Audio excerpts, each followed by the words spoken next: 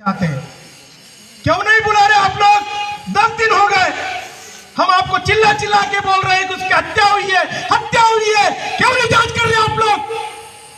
क्यों आदिवासी समाज के सब्र का इंतजाम ले रहे हैं आप लोग? नहीं करना हमको कलेक्टर से बात फोन पे। अगर कलेक्टर एक आदिवासी समाज के लड़के की हत्या हुई है, उसके घर में पूरा परिवार खत्म हो गया, उसकी बहन रो रही है, उसकी मां रो रही है, उसका रिश्तेदार रो रहा है। भाई अर्जुन कनासिया को पहले एक्सीडेंट किया, उसके बाद उस पर गाड़ी चढ़ा के उसको मार दिया। 20 तारीख को भी हमने थाने के वहां पर आंदोलन किया, धरना दिया। प्रशासन से हमने निवेदन किया था, प्रशासन को हमने आगाह किया था कि उन पर कार्रवाई करिए, कार्रवाई करिए। लेकिन प्रशासन, माननीय एसडीएम साहब यहाँ कर आकर बोलते हैं कि मैं कलेक्टर साहब की आपके वीडियो कॉल पे बात कराता, हमको बात नहीं करना, हमको कार्रवाई चाहिए। और अभी सुनने में आया, कल पता चला कि थाना प्रभारी का भी यहाँ से ट्रांसफर मनावर कर दिया।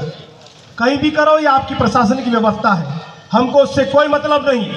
लेकिन कोई भी घटना होती है, क्या आपने अभी तक उस लोकेशन की सीडीआर निकाली जहां पर वो लोग मौजूद थे? सबके पास मोबाइल थे, सबके पता चल जाते।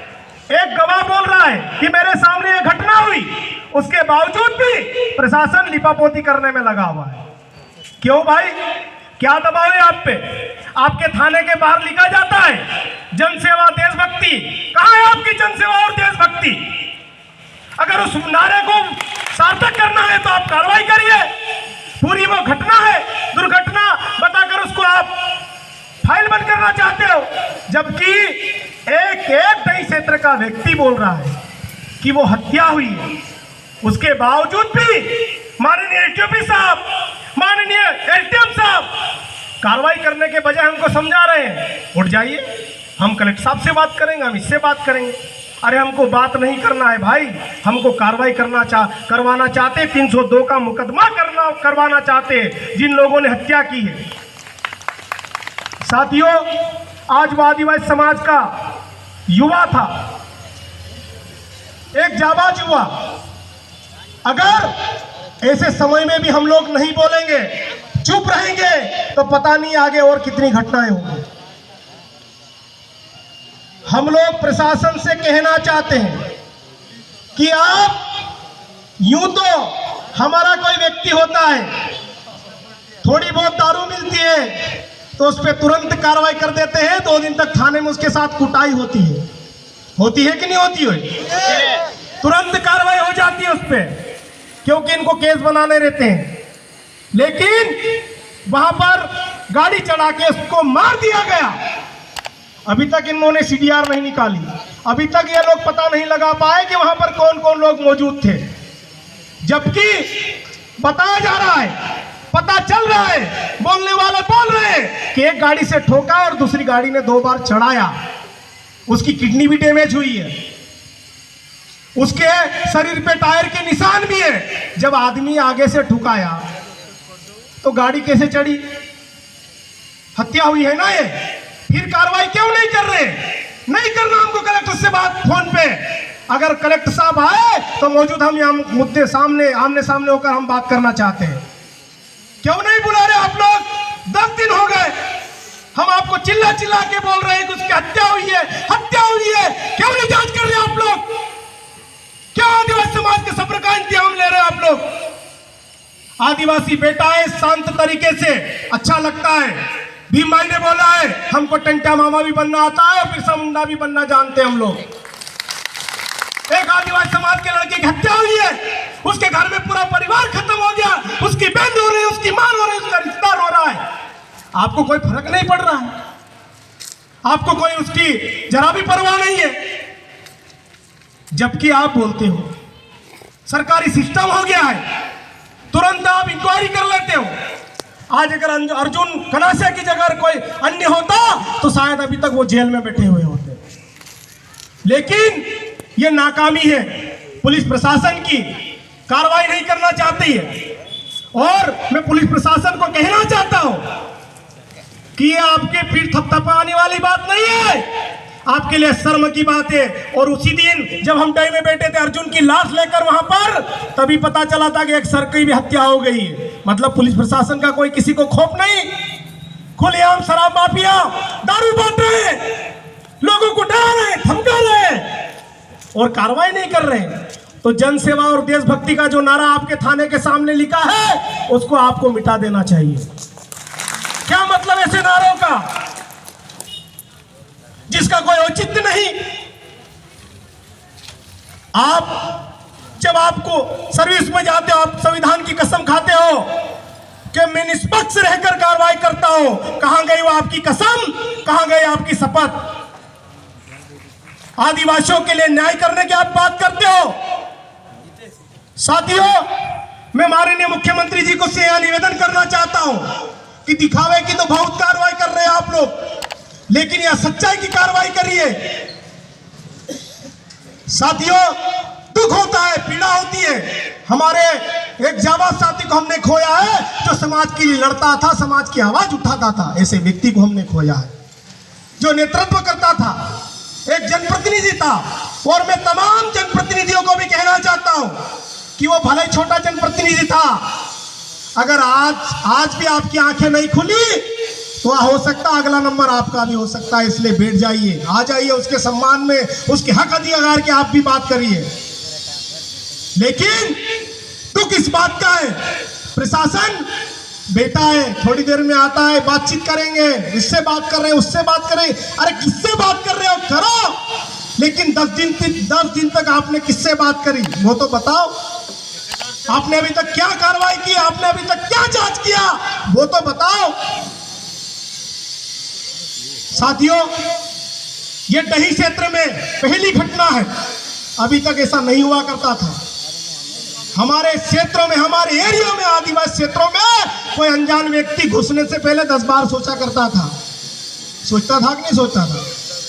कहीं भी जाओ आप जंगलों में, लोग पूछते हैं कि यहाँ जाना कोई खतरा तो नहीं है, तो सामने वाला बोलता है आदिवासी लोग रहते जो थोड़ा देख लेना।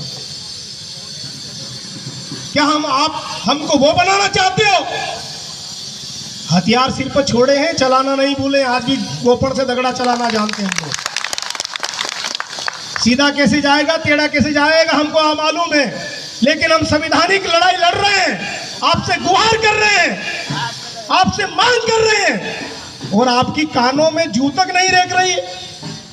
आज आप सभी से मैं निवेदन करना चाहता हूं, मेरे भाइयों से, मेरे वरिष्ठों से, कि ये कोई मामूली घटना नहीं है, ये एक बहुत बड़ी घटना है आदिवासी समाज के लिए।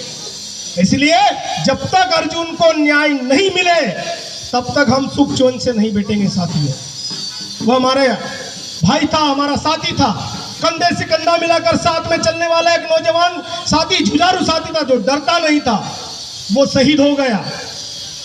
कुत्तों ने मिलकर एक शेर का शिकार कर लिया। लेकिन मैं यहाँ के प्रशासन को निवेदन करना चाहता हूँ, माननीय एसडीएम साहब से भी निवेदन करना चाहता हूँ, एलटीबी साहब से भी निवेदन करना चाहता हूँ, हमको मजबूर मत करो सुप्रीम कोर्ट जाने के लिए। चंदा इकट्ठा करके अर्जुन की न्याय की आवाज उठाएंगे सुप्रीम कोर्ट में जाकर। अगर आप हमारी न्याय की बात अगर नहीं करोगे, उसके बाद आजकल सुप्रीम कोर्ट में भी ऑनलाइन सब सिस्टम हो गया है। उसके बाद जब आपको फटकार पड़ेगी, आपकी वर्दी उतरेगी, तब मत बोलना कि जब ये डही में बस स्टैंड पे बोल रहे थे हमको सुन लेना चाहिए था। हम लोग भी कानून को जानने लगे, समझने लगे हैं। संविधान में सब प्रकार की व्यवस्था है, आप अपनी जिम्मेदारी निभाइए, वरना हम आपकी भी सुप्रीम कोर्ट में जाके सीडीआर निकालेंगे, आपके पास फोन किस किस का आया था और बात क्या क्या हुई थी। आप हमको ना समझ मत समझिए। हम बार बार आपको 10 दिन से यही चिल्ला चिल्ला के बोल रहे हैं कि न्याय कीजिए, न्याय कीजिए, वरना हमको राष्ट्रपति महोदय से निवेदन करना चाहते हैं, कहना पड़ेगा कि हमको 5वीं अनुसूची दे दो, बाकी हमको किसी की आवश्यकता नहीं। साथियों, डरने की आवश्यकता नहीं है। आज दही में सभी समाज के लोगों ने, जो भी हमारे भाई के सम्मान में, उनके न्याय के लिए जिन्होंने भी अपने अपने प्रतिष्ठान बंद किए, उनको मैं भी साधुवाद देता हूं। और मैं आपको आश्वस्त करता हूं, भगवान न करे, ईश्वर न करे, प्रकृति न करे कि आपके साथ कोई घटना हो, लेकिन आपके साथ भी कभी इस प्रकार की कोई घटना होगी तो सबसे पहले आदिवासी समाज आपके साथ खड़ा रहेगा। क्योंकि ये जो घटनाएं होती है कोई समाज देख के नहीं आती। साथियों, सभी को एक होने की आवश्यकता है, सभी को लड़ने की आवश्यकता है। और इस यहाँ पर प्रशासनिक व्यवस्था के माध्यम से मैं सम्माननीय कलेक्टर साहब, सम्माननीय एसपी साहब से निवेदन करना चाहता हूं कि आप कार्रवाई करिए। बस एक ही निवेदन, एक ही लाइन में कार्रवाई करिए, कार्रवाई करिए, कार्रवाई करिए, बस। उसके अलावा हमको कुछ नहीं, वरना हम लोग बैठे रहेंगे। कल अर्जुन का नुक्ता है, नुक्ता भी यही मनाएंगे। और अगर प्रशासन अपनी कार्रवाई नहीं करता है तो हम लोग आगे क्या करना है हम लोग बैठ के भी तय कर रहे हैं। और अगर हम लोगों ने बैठ के अगर कोई बात तय कर ली तो वर्दी खूंटी में टांगने के लिए तैयार रखना, क्योंकि सुप्रीम कोर्ट आप पे कार्रवाई करेगा। क्योंकि नियम कायदे हम लोग भी जानते हैं, संविधान को हम भी समझते हैं, संविधान में कौन कौन से आर्टिकल हमारे हित में लेके हम लोग भी जानते हैं। दर्द समझिए सर। निवेदन है, आज इस दुख की घड़ी में जितने भी लोग यहाँ पर आए उनको धन्यवाद देने की आवश्यकता नहीं है, वो अपने भाई के लिए अपना फर्ज अदा करने के लिए आए। इसी प्रकार सभी लोग साथ में, जिसके साथ भी अन्याय हो, अत्याचार हो, उसके साथ खड़े हो जाइए।